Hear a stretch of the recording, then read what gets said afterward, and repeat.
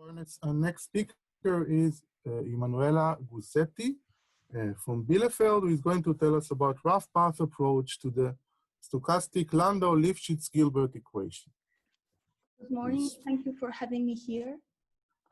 Today I will discuss a joint work with my PhD advisor, Martina Hoffmanova, and with Antoine Auquet about the rough path approach to the stochastic Landau-Lifshitz-Gilbert equation.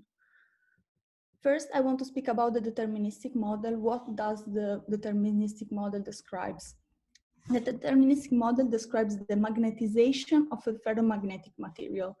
What is a ferromagnetic material? So consider, for example, a piece of iron. The surface of the piece of iron is divided in small domains. In each domain, there is a vector field that is the magnetization that is directed uniformly in that domain. So for example, in one domain it goes to the right, in the other goes to the left, and they are one close to the other. In particular, this vector field describes the distribution of magnetic moment for a volume unit. What is a magnetic moment? You can think about a small magnet that moves. And the magnetic phenomena in the ferromagnetic material occur at the microscopic, mesoscopic, and macroscopic level. At the microscopic level, you can think about the movement of electrons from one atom to the other, and this is inducing a current, and the current is inducing a magnetic field. Then at the mesoscopic level, you can think about the spin of the atoms or of the nuclei. And at the macroscopic level, on the surface of the patches that I described at the beginning, these small domains, at the boundary of them, there are also magnetic phenomena. And all of these magnetic phenomena are described by the magnetization. So the magnetization, we describe the magnetization evolves in time. So there is an evolution in time. We consider it on a torus in the physical dimensions, but you can also consider a bounded domain with the Neumann boundary condition. And it takes values on the sphere of R3. The reason is that we consider, for example, a piece of iron that is a uniform material. In this case, the intensity of the vector field is uniform, and so you can normalize it at 1. This is the equation in the deterministic setting. And in particular, this term H accounts for the total energy. But in our case, we will consider only the exchange energy. Now, where does the stochastic comes from? The stochastic is introduced in this form into the equation, and it represents the thermal fluctuations. In fact, the ferromagnetic material and in general magnetism is very influenced by the thermal fluctuations. And so it's meaningful to represent them. I have to say that the Landau-Lifshitz-Gilbert equation, the deterministic one, is phenomenological, but the stochastic equation is not phenomenological. So there is no derivation, rigorous derivation from physical laws. But we assume that we can put here a noise because not a lot is known on the noises that we can put, and it is generally accepted to put the noise in this form. Now, we have to interpret in some way this noise, and we interpret it in the rough path sense. We have to construct a rough path such that it doesn't make us go out of the sphere, because we have this, we have an evolution on the sphere, and so we don't want to go out of it. It's a constraint. And so basically, in this setting, we consider p-geometric rough paths because we want to approximate them. In particular, we consider p between 2 and 3 because we want to consider also Brownian motion. To stay on the sphere, basically, we construct the first iterated integral in this way. So we rewrite the cross product as a matrix, and then we correspondingly define also the second iterated integral. And okay, in general, normally when you consider the first and the second iterated integral, the first is a vector and the second is a matrix. In this case, the first is a matrix too, but just because it's comfortable to do this. And does this rough path that is somehow spherical because we want that this property holds, inherits this property that comes from the deterministic construction.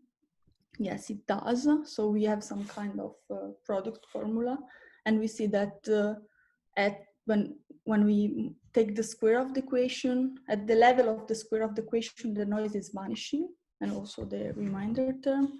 And so at this level, when we take the square of the equation is deterministic, and this is an advantage in the study. Now, what do we mean by solution? Now that we know how to intend the noise, we say what we will look for. So we will look for a weak solution to the stochastic LHG equation. That is a map that evolves in time, takes values on the torus, is defined on the torus and takes values on the sphere. So the first requirement is that the map remains on the sphere. So we evolve on the sphere. Then the regularity is L infinity in time, H1 in space, and then some regularity on the nonlinearities, L2, L2. And then there is the rough path part, that is that there exists a remainder, so a two-index map, such that this equality holds in H-1. So the remainder is implicitly defined by the equation, so it's equal to the left-hand side minus this other part. And why the equality should hold in H-1? Because there is a Laplacian, and since the equation will be the solution will be in H1, we expect the Laplacian will be in H-1, and so we expect the remainder defined implicitly to be also in H-1. And this map, the remainder should be suitably small, otherwise you could add stuff randomly, but we need that it is suitably small. What is the state of the art on this? Okay. What is the state of the art on this equation? So there are a lot of results concerning the numerical simulation of the stochastic Landau-Lifshitz-Gilbert equation.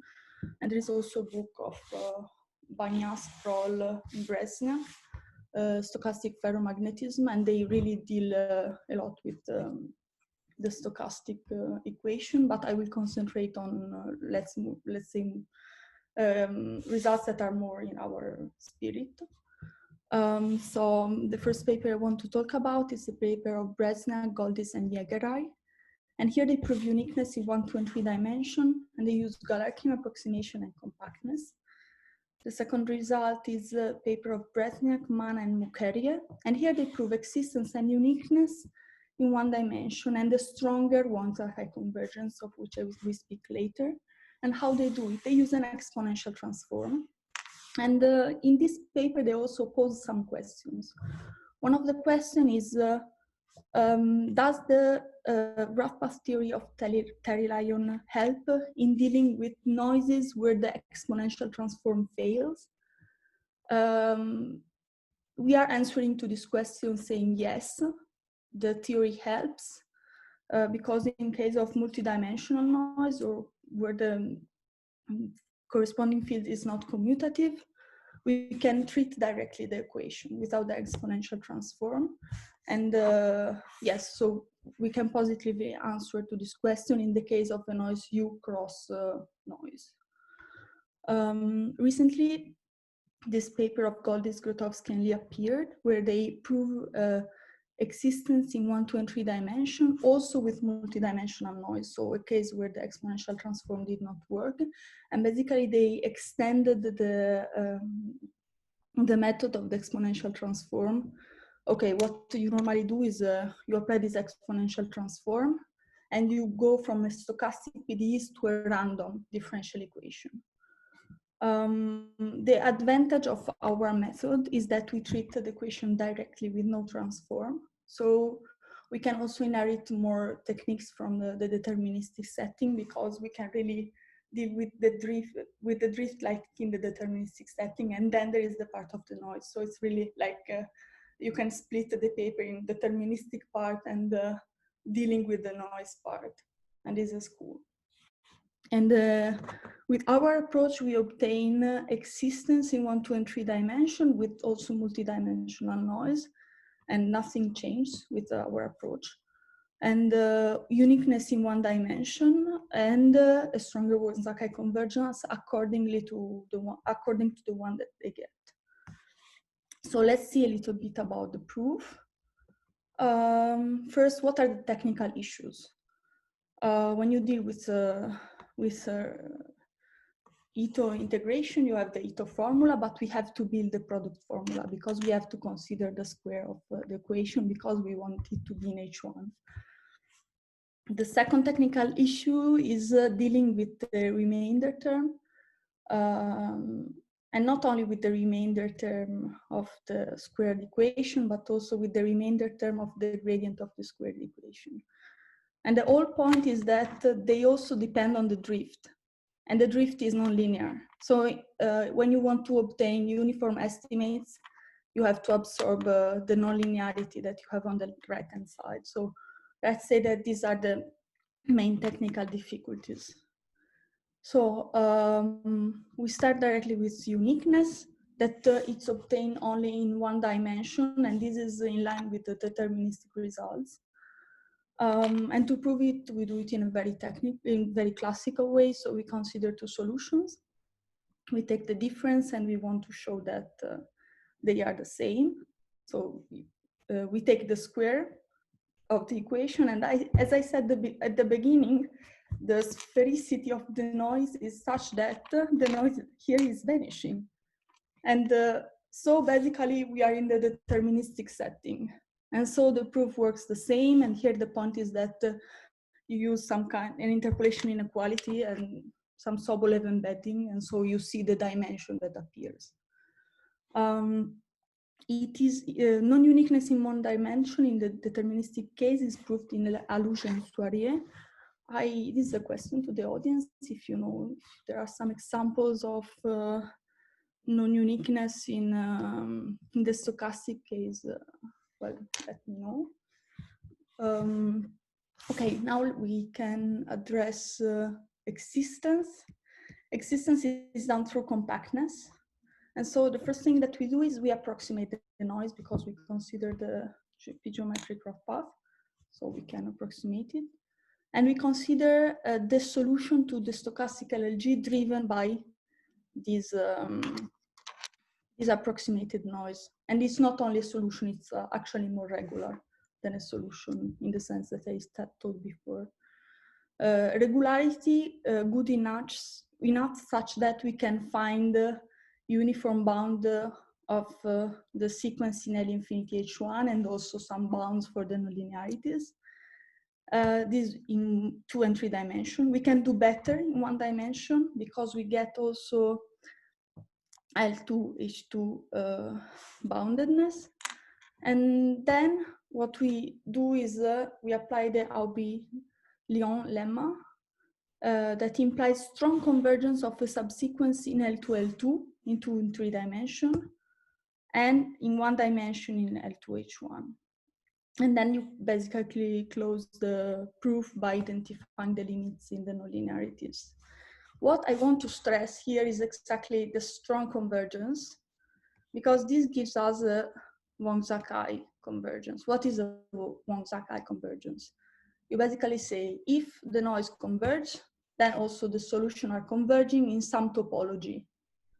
In the existence, through compactness, we get the following Wong Zakai convergence in L2H1.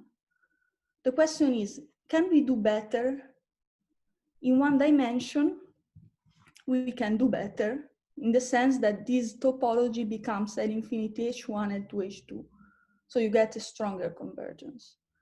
And here there is a technical part for this Wong Zakai convergence, because you consider the sequence of solution of the approximated solution, the limit solution related to the limit rough path.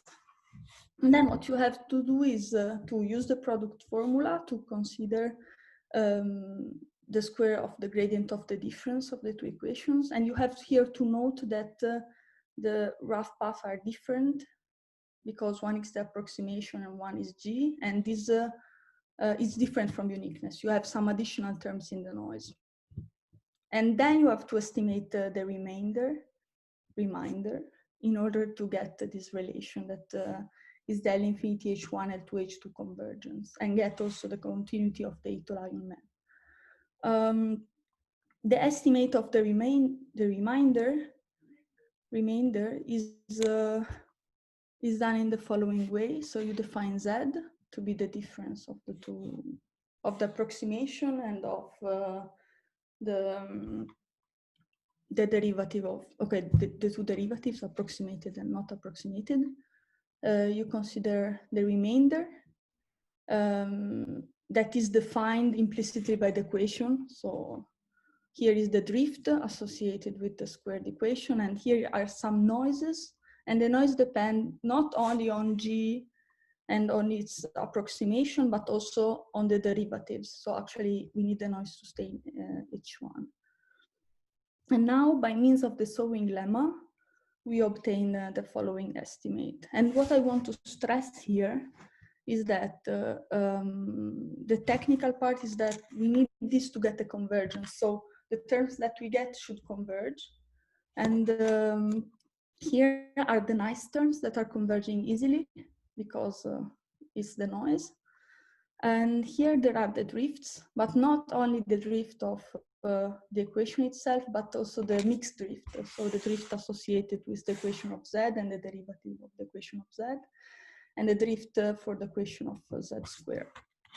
And other terms that will need to be absorbed with the Grombal or some other strategies. So somehow the technical part is exactly the estimation of the remainder. And with this, I close. Thank you.